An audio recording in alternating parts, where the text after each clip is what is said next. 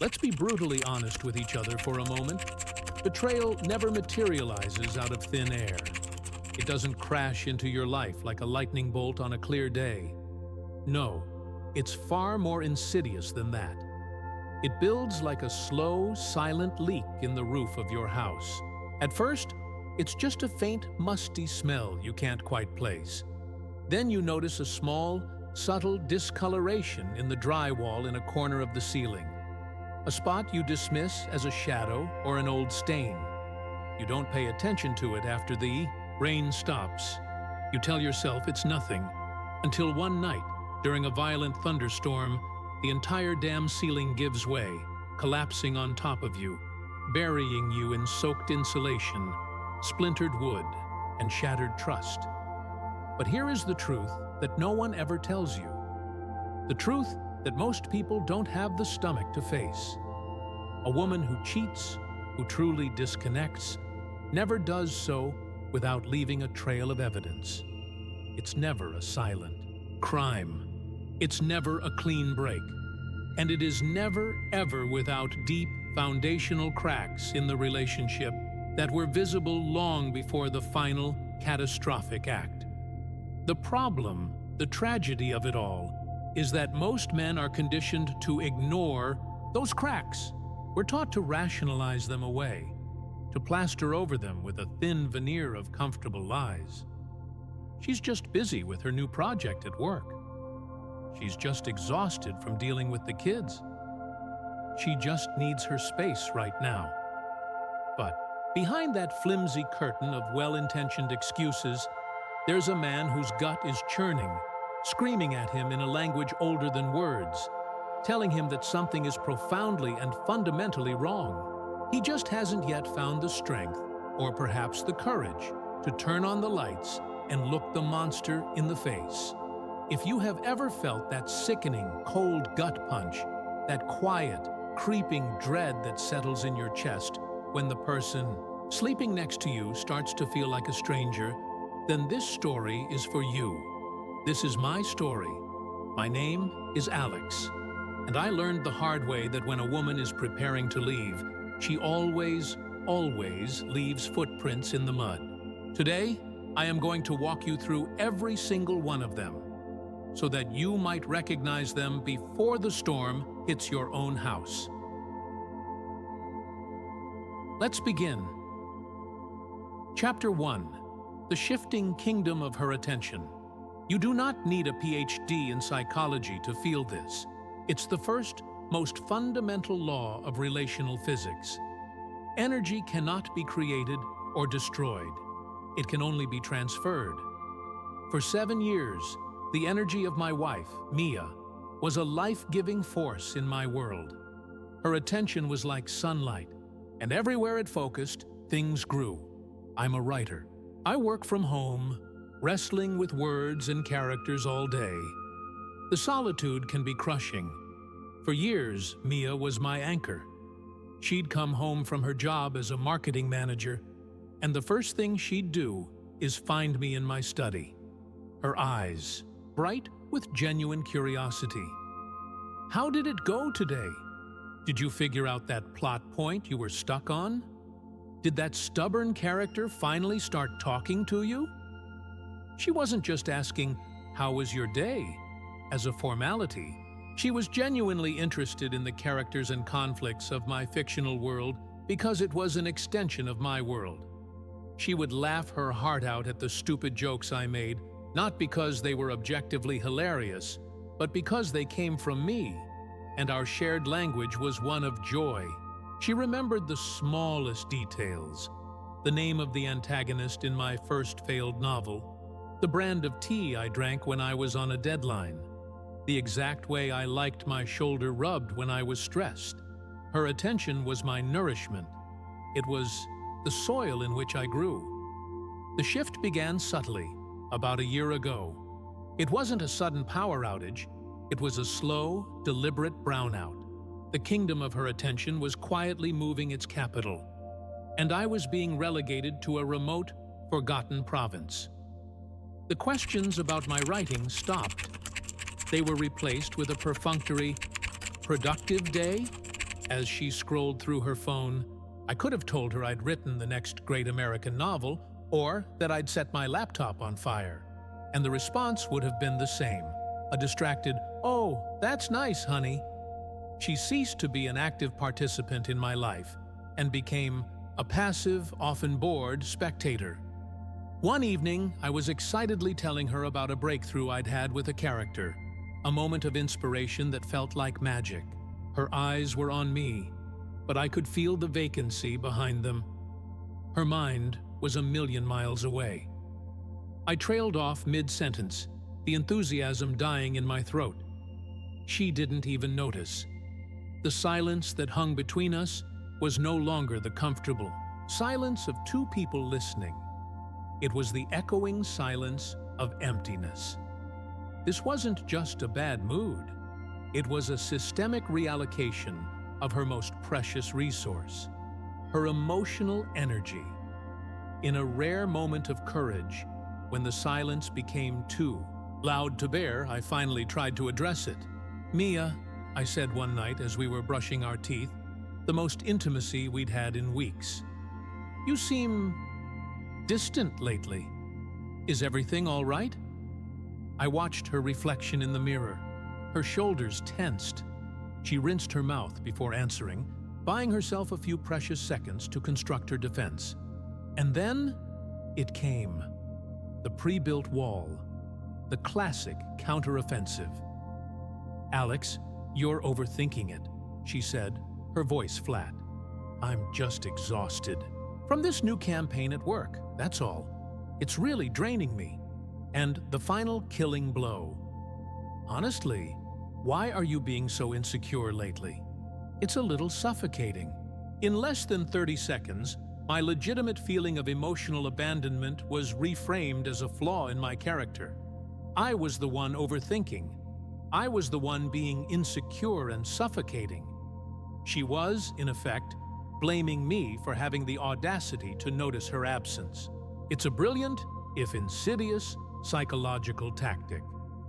By painting me as paranoid or needy, she invalidated my perception of reality, granting herself a license to continue her emotional withdrawal without accountability or consequence. But here is the hard truth I was just beginning to learn. Women do not withdraw at random. Their emotional investment is a current, and when it changes direction, it's because it's being pulled by a stronger tide. Whether that tide was another man, an internal fantasy of a different life, or simply the powerful idea of escape, I didn't yet know.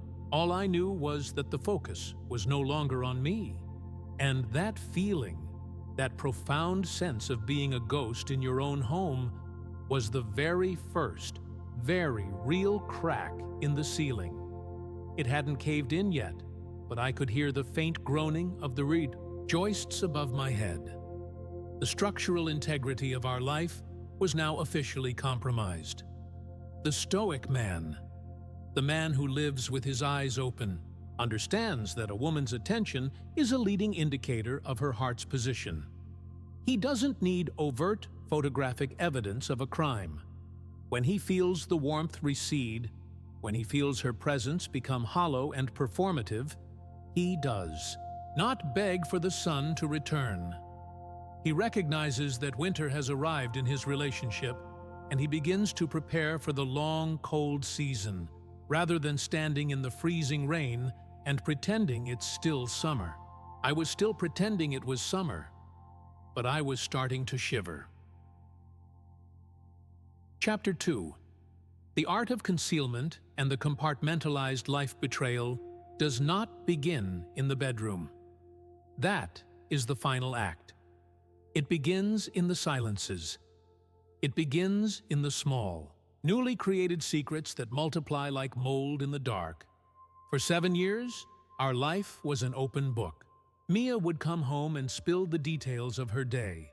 The annoying co-worker in accounting who microwaved fish, the hilarious conversation she had with her mother, the minutiae of her commute. There were no locked doors in our shared world. Now, entire chapters were being ripped out, redacted. When I asked about her day, The answer became a vague, dismissive, "It was fine," or "I'm tired, I don't want to talk about it." The constant, life-giving flow of information that nourishes a relationship had been dammed. Then came the fortress, her cell phone. Once a simple tool of communication that lay casually on the counter, it was now a guarded keep. It was always face down on the table, a small, black slab of defiance. It went with her to the bathroom when she showered. It was clutched in her hand as if it contained state secrets. It was no longer our device on the counter, where I might pick it up to check the weather. It was her device, a fiercely private territory with newly erected walls. One evening, I asked her to look something up for me, and she angled the screen away as she typed. It was a small, almost unconscious gesture, but it screamed volumes. A new password appeared on her laptop. Her fierce defense of her privacy was a concept that hadn't existed between us for 7 years. Her online presence also began to morph, a slow, digital erasure of our life together. She used to love posting photos of our trips, of us goofing around with the dog, of the dinners I'd cook for her. Now, her social media feed began to resemble that of a sophisticated single woman. The we photos slowly faded, replaced by artistic solo shots, photos with her friends at trendy new bars, or cryptic, philosophical quotes about new beginnings and radical self-discovery. She was subtly, methodically curating a new identity for an audience that no longer included me as a central character. And of course, if I dared to question this disturbing shift, if I pointed out the new walls and the locked doors, I was immediately branded with the scarlet letters: J for jealous, C for controlling, T for toxic. "I'm entitled to my privacy, Alex. It's healthy," she'd say, her voice laced with an indignation that felt rehearsed. But what was really happening was a profound psychological process known as compartmentalization. She was mentally splitting her life into two separate lanes, two parallel universes, that, for her own sanity, could never be allowed to intersect. Lane A was the version of her that existed with me, the wife, the partner, the comfortable, predictable life. Lane B was the emerging version, the world where new connections, new validations, and new secrets were being formed. To maintain the integrity of these two separate worlds, she had to become a vigilant gatekeeper of information, and I, her husband, was the one being kept out. A woman who is cheating, emotionally or physically, becomes a master magician. The core of the trick is misdirection. Distract with one hand while the other performs the secret maneuver. She makes you question your own reality, your own sanity. You start to feel like you're the crazy one, like you're imagining things, like you're being unreasonable. That is because she has become, by necessity, an expert at emotional gaslighting. She is actively rewriting reality in real time to fit her narrative. And in her narrative, your suspicions are the problem, not her actions that are causing them. But deep down, in your gut, you know. That primal intuitive part of you that operates beyond logic and reason never lies. You always know. The Stoic man learns to trust this internal signal above all else. He recognizes gaslighting not as a sign of his own impending insanity, but as a clear, flashing signal of his partner's duplicity. It is a distress beacon from a ship that is taking on water. Chapter 3. The Vanishing or Mutation of Intimacy. One of the loudest, most undeniable red flags is what happens, or doesn't happen, in the most private, vulnerable space of a relationship, the bedroom. It's the ultimate barometer of connection. In our relationship, it became a barren desert. The easy, casual affection that had been the bedrock of our life vanished first. The spontaneous hand-holding while watching a movie, the arm around my shoulder in the kitchen, the quick, loving kiss for no reason at all. They all disappeared. It was a gradual erosion, so slow I almost didn't notice until all that was left was dry, cracked earth. Then, the intimacy itself became a wasteland. Mia, who had always been a warm and engaged partner, became cold, uninterested, and distant. Touching her began to feel like a transgression. It required a monumental effort from me and was met with a sigh of weary tolerance from her. The excuses became a repetitive, soul-crushing litany. She was always tired. She always had a headache. She was just not in the mood. Intimacy, once a joyful expression of our connection, became a chore, performed reluctantly and mechanically on rare occasions, almost as if to check a box and keep the facade of a normal marriage alive. The emotional chasm that had opened between us in the living room had now manifested physically in the bedroom. I would lie there in the dark, the space between us feeling like a vast, cold canyon, and I would feel my own sense of desirability and worth wither and die. However, I've come to learn from others that the intimacy desert is only one of the two polar extremes. For my friend Daniel, it was the opposite, an uncharacteristic fever. His wife, after years of a placid and predictable sex life, suddenly became insatiable. There were new moves, a different kind of frantic energy, a hunger that seemed to have materialized out of nowhere. Daniel was confused, but initially thrilled. He thought they were having a passionate renaissance, that they'd finally unlocked a new level of connection. He was tragically wrong. Her sudden fever was not a sign of renewed passion for him. It was a symptom of two things. First, comparison. She was unconsciously, or consciously, experimenting with things she was experiencing, or learning elsewhere. Second, and more powerfully, guilt. She was overcompensating, frantically trying to make up for her secret betrayal, to throw him off the scent, and perhaps even to convince herself that her primary relationship was still passionate and viable. Here is the brutal truth. Both the desert and the fever are signs of the same sickness. Because when a woman is cheating, she isn't just sharing her body. She is redirecting her intimacy currency. And that currency either dries up for you, or it gets wildly and artificially inflated as a form of cover. The sex is no longer about genuine, present-moment connection with you. It becomes one of three things: an obligation to be endured, a performance to be staged, or an act of frantic conscience clearing. But rarely is it real anymore. And you will feel this profound difference, not necessarily in the act itself, but in the aftermath. It's in the hollowness that hangs in the air when it's over. It's in the sense of profound distance, even when you're physically entangled. It's the feeling that she is already gone, that you are making love to a memory or a ghost. You will feel it in the way she immediately turns away after it's over, creating a physical barrier with her back. You'll feel it in the way she avoids eye contact in those vulnerable moments. That's not love. That is the cold, lonely residue of betrayal. The stoic man does not delude himself with false hope when faced with these extremes. He understands that genuine reciprocal intimacy is the ultimate barometer of a relationship's health. When he feels this fundamental shift, either to ice or to a strange, inexplicable fire, he doesn't make excuses for it.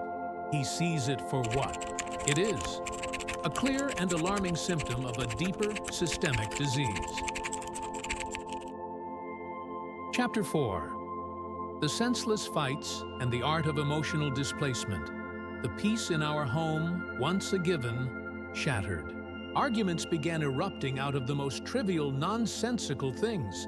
like sudden, violent summer thunderstorms on a previously clear day. I forgot to reply to a text within the hour because my phone was on silent while I was deep in a writing session. That evening, I was met with an icy wall of anger, as if I had committed a profound act of treason. It's just a matter of respect, Alex. It just shows me where I am on your priority list. I left a dish in the sink, planning to wash it in the eats morning. I awoke to a monologue about how I never listen, how I take her for granted, and how she feels completely unseen and unappreciated in our home. A single, forgotten dish became the focal point for a seemingly bottomless well of resentment. For weeks, I was caught in this whirlwind of confusion. I tried to reason. I tried to defend myself. It was just a dish, Mia. I was tired, and I was going to wash it. I was treating these fights as if they were logical, as if they were about the subjects at hand. My brother, I'm telling you now, if you find yourself in this situation, the fight is never, ever about the dish. It is a psychological mechanism known as emotional displacement. And it is one of the biggest, most glaring tells of someone who is wrestling with an intense and unbearable internal conflict. She is angry, but she is not angry at you for the dish. She is angry at herself. She is drowning in a sea of guilt and shame she is desperately trying to suppress. Guilt is an incredibly uncomfortable emotion. Being the villain in your own life story, the one who is breaking vows and living a lie, does not sit well with the human psyche's need for a coherent, positive self-image. So, what does she do? To resolve this cognitive dissonance, she flips the script. She unconsciously, or sometimes quite consciously, makes you the bad guy. It is self-justification 101, by creating conflict, by provoking you and then painting you as cold, or thoughtless, or distant, or unreasonable. She gives herself a moral get-out-of-jail-free card. She creates an external reason for her internal turmoil. Her actions in seeking solace and validation elsewhere no longer feel like cheating. They now feel like coping with a difficult partner. It's no longer a betrayal. It's a necessary act of finding herself because she feels so stifled at home. And suddenly, your flaws, real or imagined, become the justification for her deception. It is a masterful, if tragic, form of gaslighting wrapped in the false flag of victimhood and empowerment. For too long, I took the bait. I would get angry, frustrated, and drawn into the drama. To argue with her was to validate her false premise that I was, in fact, the problem. The Stoic man learns to understand this dynamic. He does not engage in arguments with someone who is clearly looking for a reason to fight. He refuses to be a character in the play she is writing to absolve her own conscience. Instead, he observes. He recognizes the pattern of manufactured chaos, and he chooses peace. He refuses to play the role of the villain she so desperately needs him to be, to make her own story make sense. Chapter 5.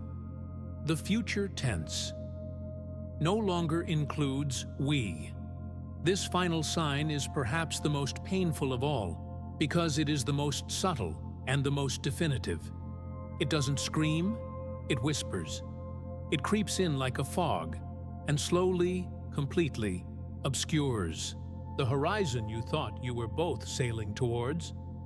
Pay close attention to the language. Listen to the pronouns she uses when she speaks about the future. For years, our future was a shared landscape. It was filled with our plans. Our trip to Spain next summer. The house we were going to buy one day when my book finally sold. The life we would have when we were old and gray. Then, the fog rolled in. The we began to vanish from her vocabulary, replaced by a solitary and chilling I.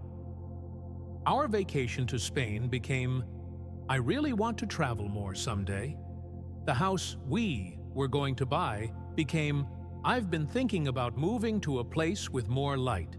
Her dreams, once intertwined with mine, were being carefully, surgically separated. She began talking a lot about personal growth, about finding herself. But the narrative was always singular.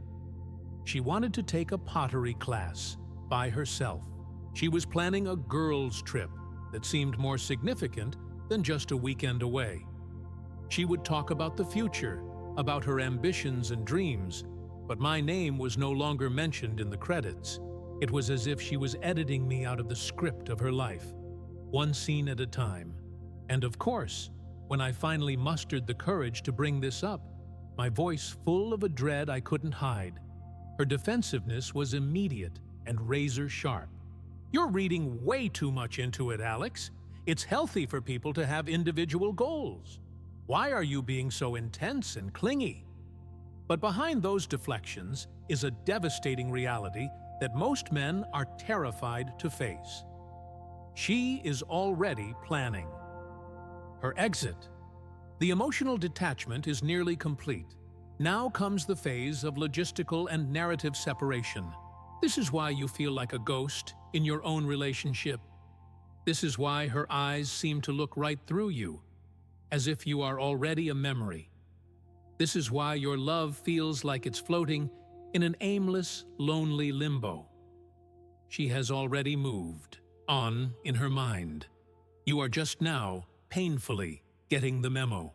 My first desperate instinct was to beg, to bargain, to promise to change, to be better, to build her the house, to take her to Spain, to be whatever she needed me to be. But the Stoic understands that you cannot convince someone to want to stay who is already mentally packing their bags. You cannot build a future with someone who can no longer see you in theirs. To beg is to sacrifice the last vestiges of your dignity on the altar of a hope that has already died. Because if she had to lose you to find herself, she was never truly yours to begin with. Conclusion: cheating is not a random act of passion. It is a process. It is a slow, methodical unraveling. A woman doesn't cheat the moment her lips touch another man's. She cheats the moment she emotionally disconnects from you and, crucially, refuses to even attempt to reconnect. The physical act is merely the final ugly scene of a play that was written in quiet moments of distance, in secret texts, and in lonely reimagined futures, long before. The signs are always there. They are the cracks in the foundation, the damp spots on the ceiling. They are the footprints in the mud. But you have to be bold enough to look at them, to see them for what they are, and strong enough to walk away with your integrity intact when you do. Because here is the final, hard truth. If you let someone cross your boundaries once, you have taught them it's okay to do it again. You have taught them that the cost of betraying you is zero. Stay awake. Stay grounded. And remember, a real man never begs for a room in a house from which he is being emotionally evicted. He turns, he walks out the door, and he begins the hard work of building his own. Comment clarity below if this story resonates with your soul, and if you are done guessing, done overthinking, and done doubting your own gut. Subscribe, because around here we don't chase shadows. We sharpen our minds, and we learn to see the world as it is, not as we wish it to be.